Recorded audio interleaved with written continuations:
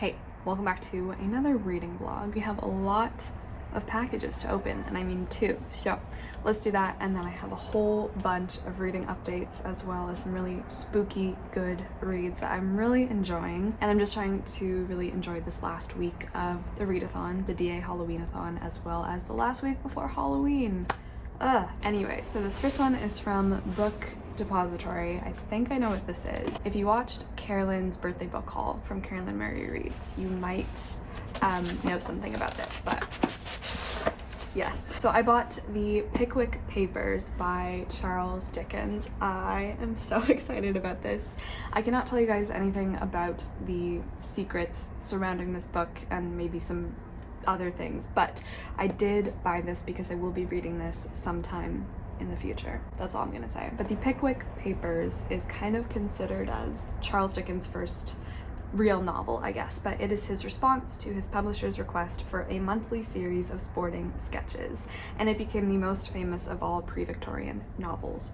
The action is set in the late Georgian period of the writer's earliest youth, drawing on experience and acute observation ranging from the unreformed election at Eatanswill to the horrors of the debtor's prison. So I honestly have no idea what this is really about, other than that we follow a whole bunch of characters doing a whole bunch of things. I am so excited to witness Dickens' kind of earliest writing and some of his earliest prose and stuff like that, because I've only read Great Expectations so far. So the Pickwick Papers has arrived, and I think now it's gonna fit in right next to the old Curiosity Shop by him as well. So that is the first package. Very happy about this. Next one though, I am so excited about. So this company reached out to me called Emposia, and they basically make really cozy, soft, bookish blankets, which are also cloaks and also have a button. And I didn't know that was a thing. And of course, if someone asks you if you want a bookish blanket cloak, in what world are you going to say no? So let's open this. This is not sponsored. They just asked if they could send me a blanket in exchange for a free, honest review. So that's what we're here to do. There is also a discount code in the description for you if you would like to use it, I believe for 10% off, and that code is Emma10. Oh my gosh, it feels very soft already.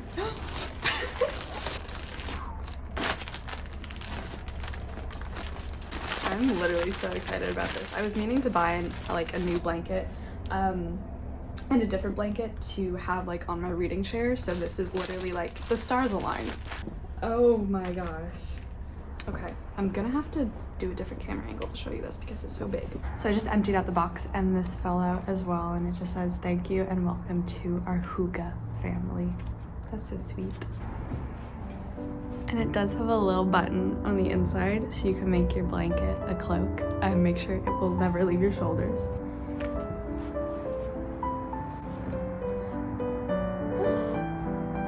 The inside is also this very cozy, soft material. Yes. This has made my day. Do it. It's extremely cold today anyway, so I'm definitely gonna put this on right now.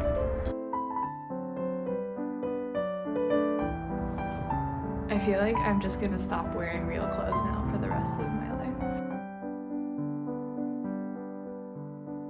life. Okay, honestly, I love it. Like, what's not to love? I'm really not sure. It's soft, it's cozy. I love how big it is. I love how it like reaches just to my ankles but doesn't drag on the floor.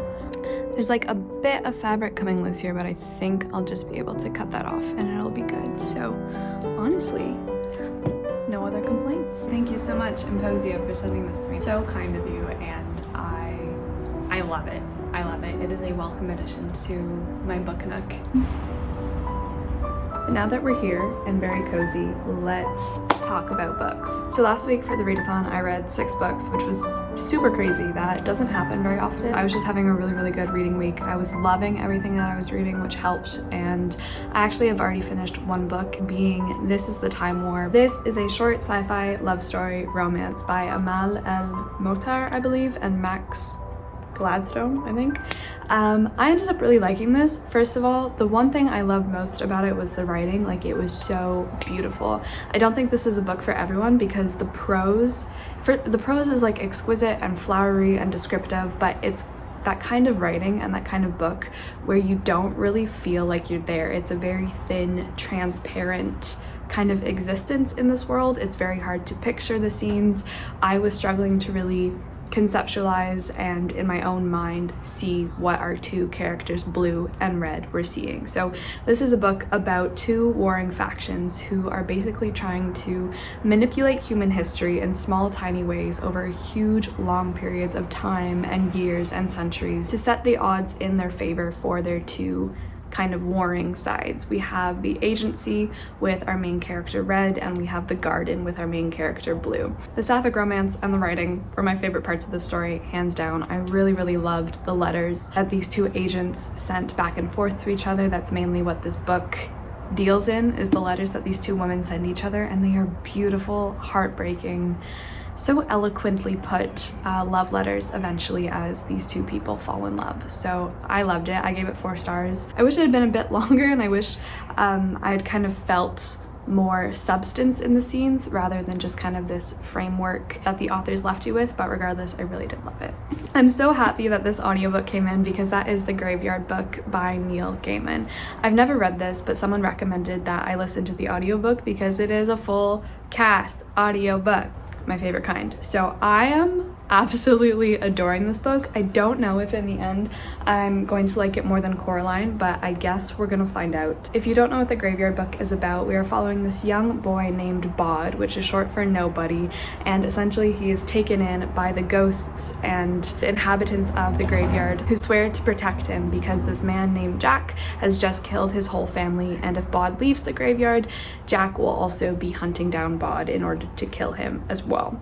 Quite a dark children's story, but it is also a retelling of The Jungle Book by Kipling, I believe, which I've only seen the movie of like when I was 3, and I think it gave me like really bad fever dreams. But it's been really fun piecing together which scenes and what characters kind of come from what scenes in The Jungle Book, so I'm loving this retelling. I'm almost done. I also love the illustrations that this copy comes with. Oh my gosh. So I am 208 pages in out of around 307, I believe. So I'm almost done this one, which I'm absolutely loving. I also picked up The Wicked Saints by Emily A. Duncan because I was in the mood for something dark. This is a young adult fantasy. I'm not sure if I'm gonna love this story because I've heard that the plot is like plotless. Like there's a war going on between two countries, but I haven't really been told why the war is occurring yet. We have the heretics and the blood mages on one side who can work blood magic, and then we have the faithful and the clerics on the other side. And so far the kind of only cleric, the most powerful girl in this world, is this girl named Nadia, who can actually talk to the gods and receive their power and work magic through them. And of course we have the high prince, what is his name, Seraphim, I think, and he's like the most powerful blood mage. So it's feeling a lot like Shadow and Bone by Leigh Bardugo, so we'll see how it goes. I'm also hoping to finish The Castle of Otranto this week by Horace Walpole. This is a wild ride. I'm loving it so much. I'm learning lots of new words, which I've started to keep track of at the top. If you've never heard of The Castle of Otranto, we have Manfred, the Prince of Otranto, and his son Conrad and his daughter Matilda. This book opens with Manfred trying his best to marry off his son Conrad to the Princess Isabella. However, literally the first page of this book, Conrad gets crushed by a giant helmet, so he's not getting married anymore. From there, literally so many strange, weird, wacky things start to happen. We have this prophecy about the house of Manfred that says the inhabitants of the castle will be kind of pushed out when the real inheritor and ancestors of the Principality of Otranto grows too large to inhabit it. So there's some weird things going on in this book. That being said, I'm absolutely loving it. I'm currently on chapter 4, and I hope I can finish this before Halloween. I think I only need to read like 3 pages a day to do that, so it should be pretty easy, but the pages are really long and the print is really tiny, so we'll try our best. I also love how duplicitous and villainous Manfred is. It's just like comical how he portrays his villainy and like how he keeps switching. And he's just so two-faced. It's so funny. So I am absolutely loving this. I don't know if it's going to be my favorite gothic novel ever, but loving it.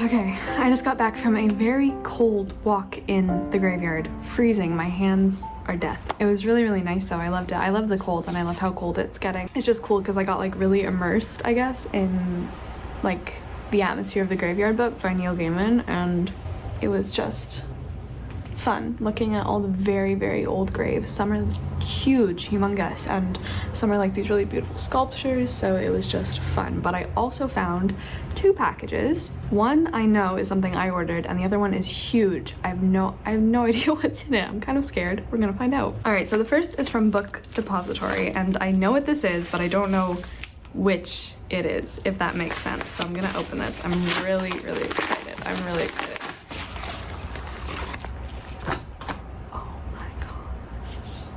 Oh, first of all, thank you so much to whoever, I think a couple of people actually posted it on Instagram and tagged like the book club and me in it with this edition of this book, and then a few other people told me what edition it was and where to find it, and let me show you. This is beautiful. This is the vintage classics edition of like Heroes and Villains is what I think the release thingamabob is called. Anyway, so the front it says, "I am built up of death," which of course is a quote in Phantom of the Opera. And then the back, ladies and gentlemen, "I'm dying of love. I'm dying of love." This is the first arrival in a recent collection that I've started, a little hobby collecting editions of my favorite book, Phantom of the Opera. So this is the first one that is here. I have no idea what's in the other box. I'm gonna like stare at this for the rest of my life. There we go. Okay. Wow. Okay. This is a huge one. Okay, let's find out. Okay. Oh, that's a lot of paper. That's a lot of paper. Okay. Hi, I love your videos. Your content always makes my day, and I just wanted to find some way to repay you. Oh my gosh, no one needs to repay me, please. Don't know if you already have these. What? And I know that it must be overwhelming sometimes with university from H. Okay. Oh wait, there's another piece of paper. Just kidding. Was I supposed to read this one? Oh, this is the second one. Okay. Don't know if you already have these. Continuation. I know that it must be overwhelming sometimes with university and the concussion. Hope you are doing better. But I wish you the world since it's the least you deserve. And I also wanted to say that it's amazing seeing your channel grow from 2K to 32K. Congratulations. Why are people so nice? Oh my gosh. Thank you so much. Let's just see what this is. Oh, what is this? Oh my gosh. Okay, first of all, this is beautiful. Look at this cover. I love okay, let me just say, the vintage classic publications, I think, are like some of my favorite. Like, this is just so beautiful, so beautiful. So this is Bestiary, Selected Stories, of which Bestiary is one of the short stories in this collection. And this collection is by Julio Cortazar. So just for a little background, it says he lived in Buenos Aires for the first 30 years of his life, and after that in Paris. His stories, written under the dual influence of the English masters of the uncanny and of French surrealism, are extraordinary inventions, just this side of nightmare. Later in his life, Julio became a passionate advocate for human rights and a persistent critic of the military dictatorships in Latin America. He died in 1984. Wow. Okay, this is a copy with a whole bunch of short stories. You guys, I think a lot of people recommended his works to me, so I thought I would start with this collection of short stories. Thank you so much. Oh my gosh, that is like that is the kindest thing to say as well. Thank you. This one is huge. I have no idea what this is. Oh my gosh, wait, this looks like this? Oh my gosh, I had no idea this was this big, but this is beautiful. This is The Mystery of the Yellow Room by Gaston. Look at this.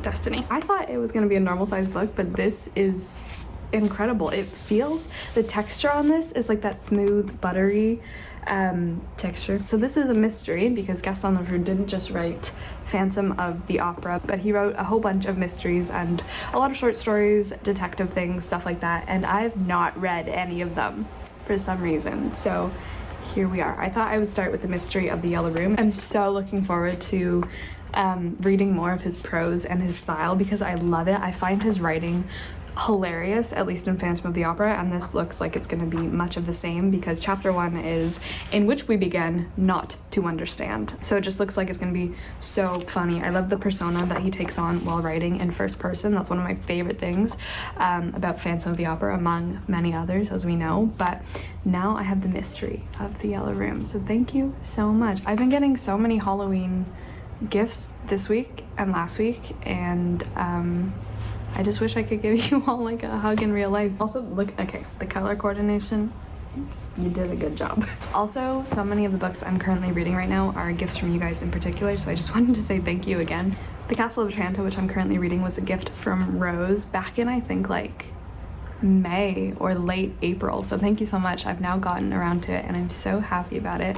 The book I want to read next, which is Bluets by Maggie Nelson, is also a gift from The Iris Messenger, to give a person like the gift of a book, whether it's the physical book or even just a recommendation or a quote from it. It's to give them like a whole other world, and it has always been the craziest and the best kind of gift to receive. So I just wanted to say thank you again, because much love. Also, I was just reading the back of Bestiary and it sounded like just everything I ever wanted. So it says, a grieving family home becomes the site of a terrifying invasion. House of Leaves. A frustrated love triangle brought together by a plundered Aztec idol spills over into brutality. A lodger's inability to stop vomiting bunny rabbits inspires a personal confession. As dream melds into reality and reality melts into nightmare, one constant remains throughout these 35 stories: the singular brilliance of Julio Cortazar's literary imagination. So I just thought that was really nice. Also, I got some new tea yesterday that I'm really excited to try out. This one is the Celestial Cinnamon Apple Spice. So I'm gonna make a cup of this right now, warm up, and do some chores.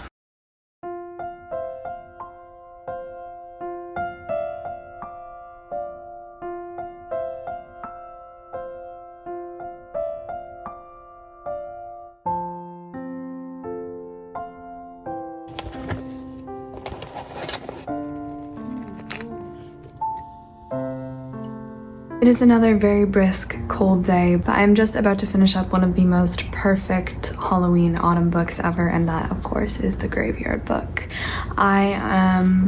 I'm on page 280. I have been loving the full cast audiobook so much. It's so beautifully done. I also have no idea why, like, the two Neil Gaiman middle grade spooky books I've read have been some of the scariest books I've ever read. And they are, like, I guess, children's books, but they're so scary, and The Graveyard Book is no different because, of course, there is the man called Jack who has murdered Baud's whole family, and when we meet him again and his whole character in this book, it is just so creepy and so spooky. I love the scenes so much with Scarlett and Jack because they are really frightening, and there's so much about like the uncanny, and it's just honestly so scary. And Coraline, if you've read it, or the movie even, is horrifying. So yeah, I'm just really loving this. Honestly, it might be a 5-star because I'm just loving it. Like, every aspect of it is perfect. Little random things I love about it is that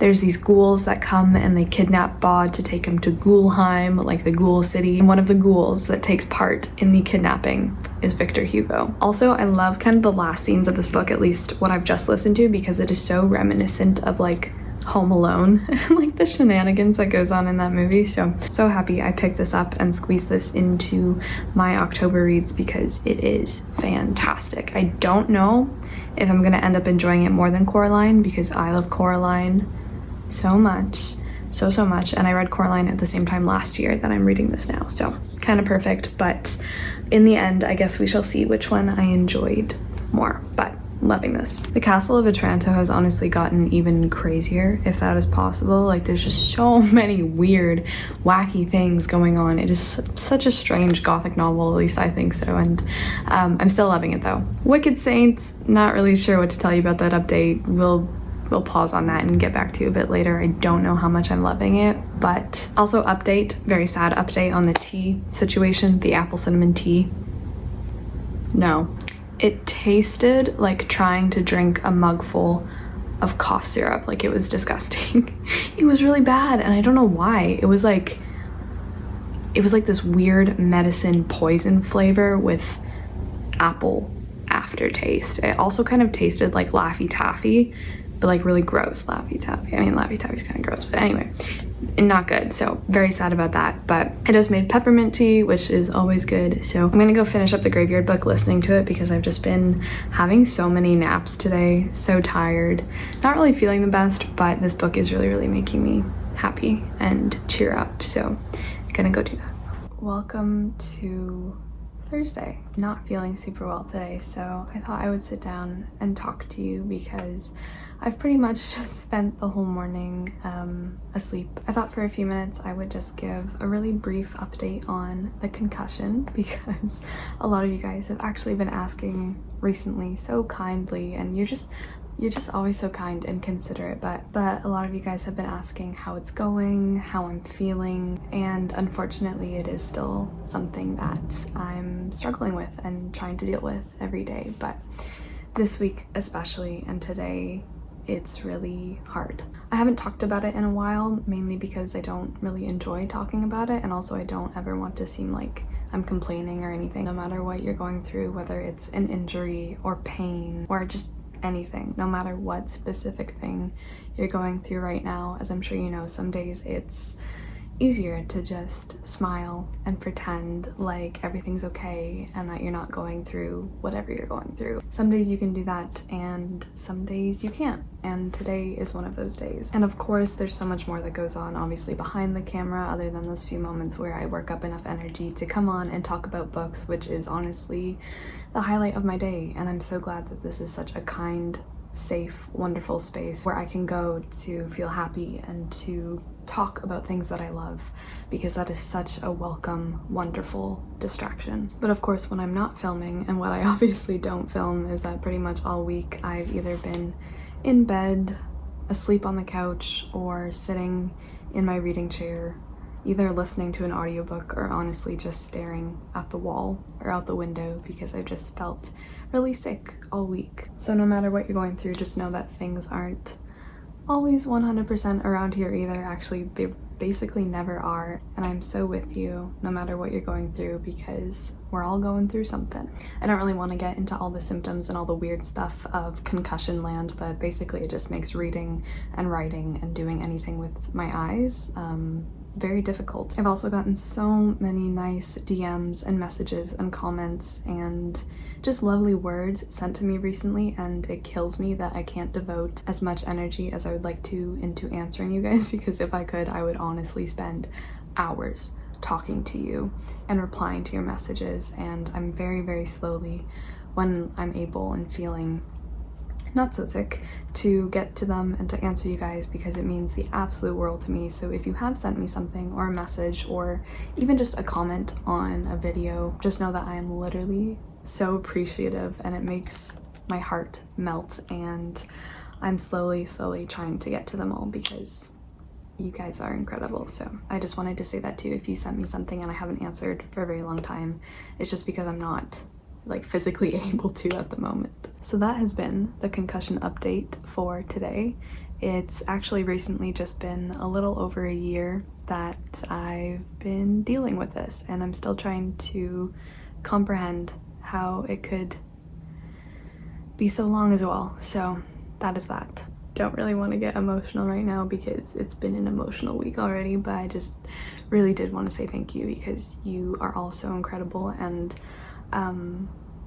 I just never thought I would have like a little YouTube channel full and bursting at the seams with kind, beautiful, lovely souls. And if I didn't have this channel, I honestly don't know what I'd do, because it's been the only creative outlet that has been something I can do. Just sit and talk about words and books and stories, and I'm so incredibly grateful that I get to do that with all of you guys. So just wanted to say that as well. All right, but let's talk about the graveyard book. I'm not gonna go up and get it because that is a quest in and of itself. Literally just walking down the hall today is hard. So I finished it last night. I almost cried at the ending. Oh my gosh, tears were brimming in my eyeballs, but I sucked them back in because it was so good. I gave it 5 stars. There were a few little aspects about the ending that I wasn't super keen on, but I just ended up overlooking it because the writing was incredible. Neil Gaiman's middle grade books, they hold such a special place in my heart. It was so good. So good. I don't know if I was reading the physical book if I would have rated it 5 stars, because I'm very stingy with my 5-star ratings, but the audiobook production was outstanding. I wish all audiobooks could be like that.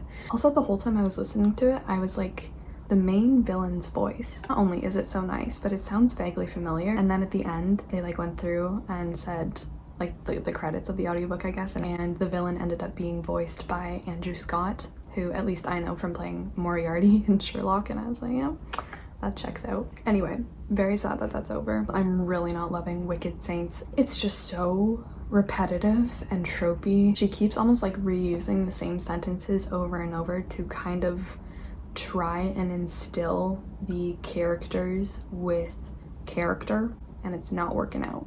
I'm just not loving it. I kind of had higher hopes for it because I really liked this whole idea of this like heretic versus cleric kind of war, and magic and different kinds of power via like gods and blood magic. It sounded very interesting, but I'm not loving it. So that is my update on Wicked Saints. I might start something else. I don't know if I'm going to be able to finish Castle of Otranto for the readathon. So those are my reading updates. I think, just to be frank, I'm gonna go lay back down on the couch, maybe try and have another nap, because I'm definitely not thriving today, and it's okay. I just honestly, I always think of that mug and that quote. The mug that Lucy, you gave me, the beautiful Rilke mug that Lucy gifted me that says, just keep going, no feeling is final. I like have scratched that quote into my brain, and I think about it all the time. As much as I like everything on this channel to just be happy and inspirational and amazing all of the time, I also just want it to be very indicative of reality, and today the reality's not doing so hot. I also just wanted to follow up with something good and happy, because I just remembered that we had our first snow of the season yesterday or a couple days ago. It was amazing. It got so cold, and it only snowed for like maybe an hour or something, but it made me so happy because I love the snow. I'm always warm, so I love the cold, and it was just so nice. I love seeing snow, so that was really good, and I loved it, and I'm very excited for more snow to come. So